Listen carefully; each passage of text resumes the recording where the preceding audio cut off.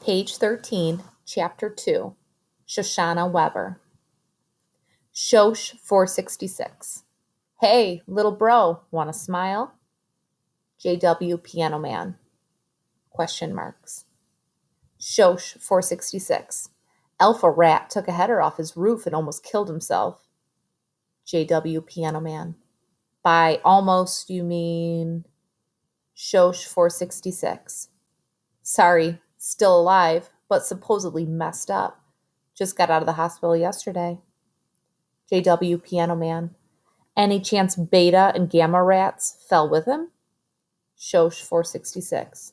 Nope. Solo performance. Don't get greedy. Smiling yet? J.W. Piano Man. Now, who's being greedy? I exit messages and call Joel because I'm worried about him. I always worry about him. He's my younger brother, 14 minutes younger anyway.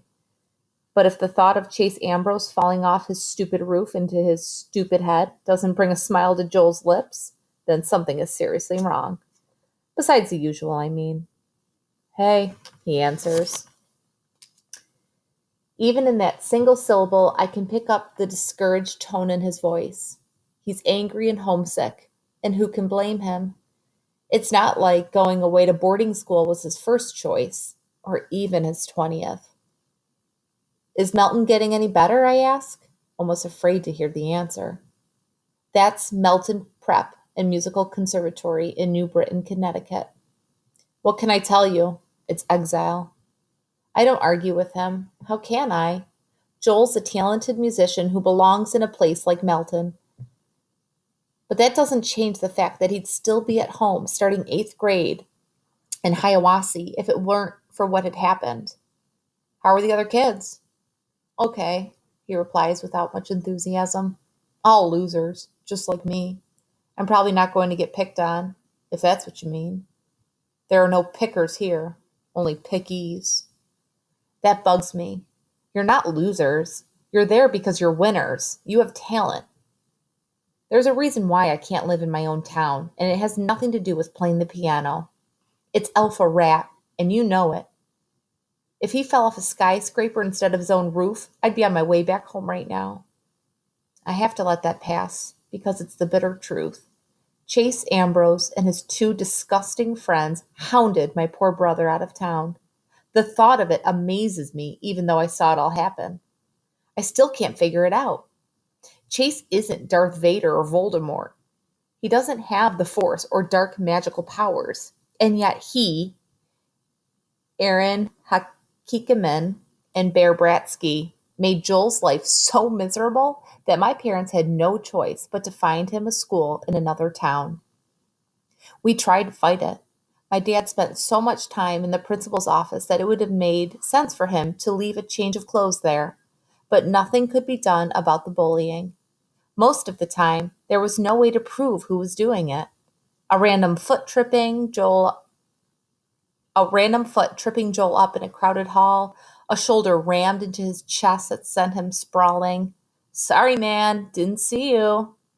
Dog poop pushed through the vents of his locker, his clothes mysteriously disappearing from the changing room to be replaced by a rabbit suit. When a science project wound up smashed or a painting ruined in the art room, it was always Joel's. On the night of the talent show, when the fire alarm was pulled, it was during Joel's piano performance. It started with just Chase, Aaron, and Bear. Eventually, though, it spread. The other kids, well, they couldn't help but notice that every time someone was making a fuss or protesting, stuffed into a locker or mummified with toilet paper, it was my brother. Before you knew it, Joel was the school victim and the school joke. His life was practically unbearable. Who do you blame? The principal? Dr. Fitzwallace did what he could, but most of the time there wasn't any evidence. Sure, he could make the occasional try. There was this time Chase chucked a lacrosse stick at Joel's bike, and the butt end got jammed in the spokes. Joel went flying over the handlebars and wound up with a sprained wrist, a black eye, and a nasty scrape along his jaw stretching from chin to ear. There were plenty of witnesses to that one. Dr. Fitzwallace was all set to throw the book at Chase, A long suspension, the works. The school board overruled him. They agreed it was wrong to throw the stick, but insisted that Chase couldn't have predicted it would result in serious injury. Ha!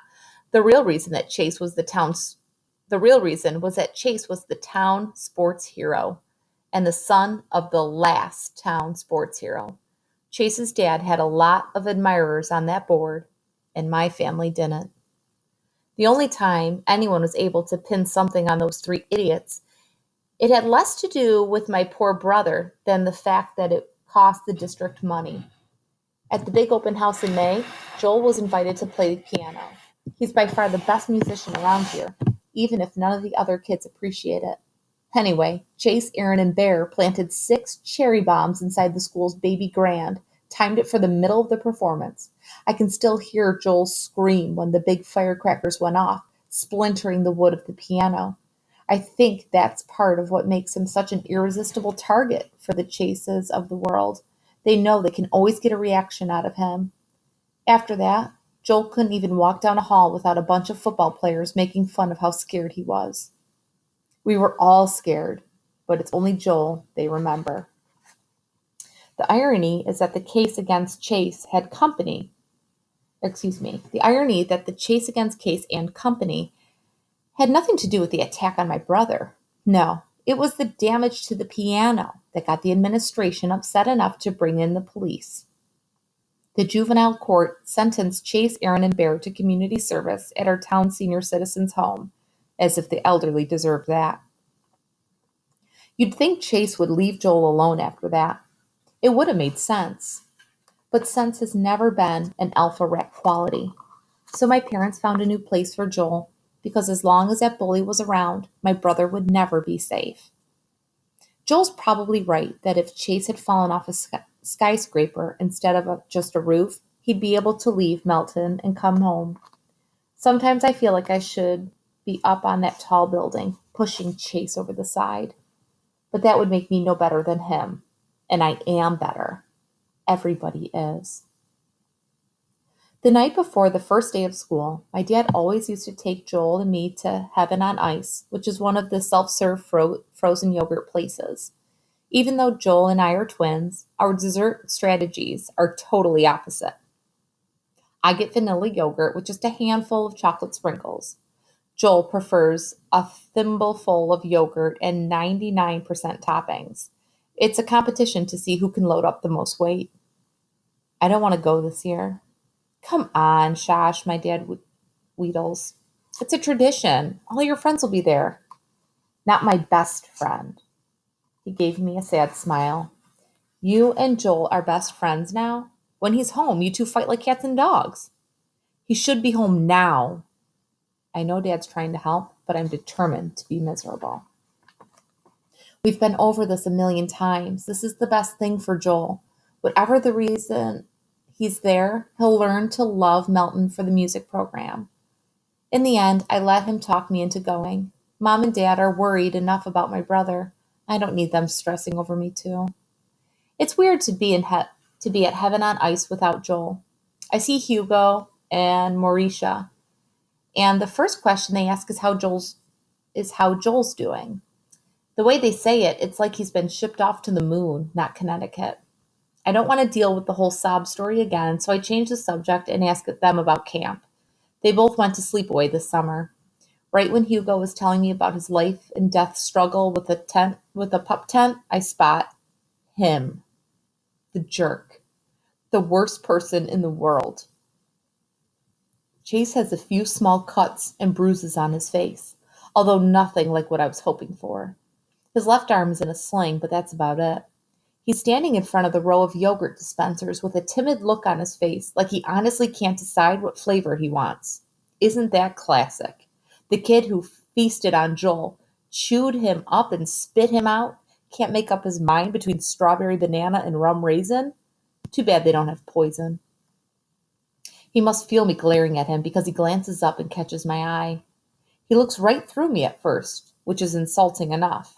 And then he does something so horrible that I can barely believe it, even from the likes of him. He casts me a shy smile. All the anger that's been building inside me since Joel left for Melton rises to the surface like magma. Before I have the chance to think about it and stop myself, I stalk over to Chase. I get right in his face and I tell him, "You've got some nerve grinning at me after what you did. You stay out of my way or you'll be sorry."